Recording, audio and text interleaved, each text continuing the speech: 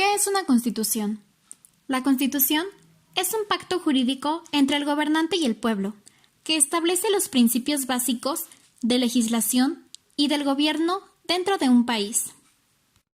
Tanto la ley como la constitución tienen una esencia genérica común. Una constitución, para regir, necesita de la promulgación legislativa, es decir, que la constitución también tiene que ser ley. Mas, sin en cambio, la constitución es una ley fundamental, es decir, que esta no es más que una promulgación basada en fundamentos y no solo una simple ley. Las características para ser una ley fundamental son, número 1, que la ley fundamental sea una ley que ahonde, es decir, que profundice en alguna cosa para mejorar su comprensión. 2, que constituya, es decir, que se pueda interpretar de otro modo, obteniendo un fundamento verdadero de otras leyes. Y por último, 3. Las cosas tienen un fundamento. No todo es simples estipulaciones. Todo tiene un fundamento a que le corresponde para poder tener una interpretación de esta. Los factores reales de poder que rigen el seno de cada sociedad son la fuerza activa y eficaz, que informa todas las leyes institucionales jurídicas. En esta cuestión, la sociedad estaba dividida de la siguiente manera. Primero, la monarquía, en donde el rey mandaba por sobre todo. Un ejemplo de esto es que cuando el rey decidía, podía estar el ejército a disponibilidad de él, en donde obedecen sus órdenes y lo apoyan. La segunda es la aristocracia, que es la clase social formada por personas que poseían títulos nobiliarios, ya sea que fueran concedidos por el rey o heredados. Un ejemplo de estos eran los señores, donde decían que no necesitaban de una cámara señorial. Sin embargo, los terratenientes siempre servirían al rey con el fin de obtener bienes propios o buscando fines para su beneficio. La siguiente es la gran burguesía, donde la nobleza buscaba restablecer la organización medieval, buscando aplicarla a la producción social, sin excluir a la gran industria. Lo que se hace es una constitución gremial, abasteciendo a una gran burguesía. El siguiente eran los banqueros, que eran las personas que se dedicaban al sistema financiero. Negociaban letras de cambio, daban crédito, guardaban el dinero, entre otras cosas.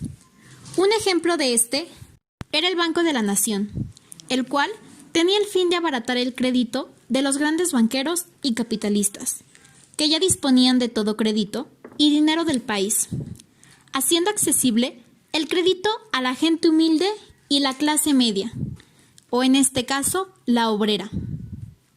En otro punto está la burguesía y clase obrera.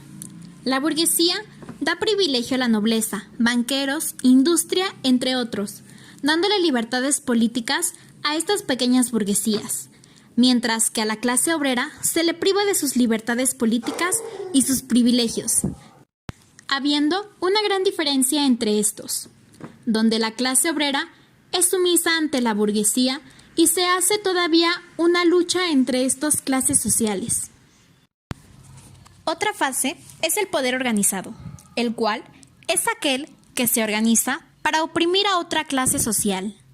Un ejemplo de esto es el ejército, el cual está organizado para poder reunirse a cualquier hora, funcionando con una disciplina, pudiendo utilizarse en el momento que se desee, creando un poder organizado para intentar desarrollar el seno de la sociedad civil.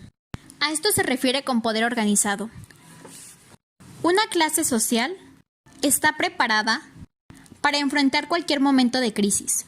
Cuando un país estalla y triunfa la revolución, el derecho privado sigue rigiendo, pero las leyes del derecho público tienen más un valor provisional y hay que hacerlas de nuevo.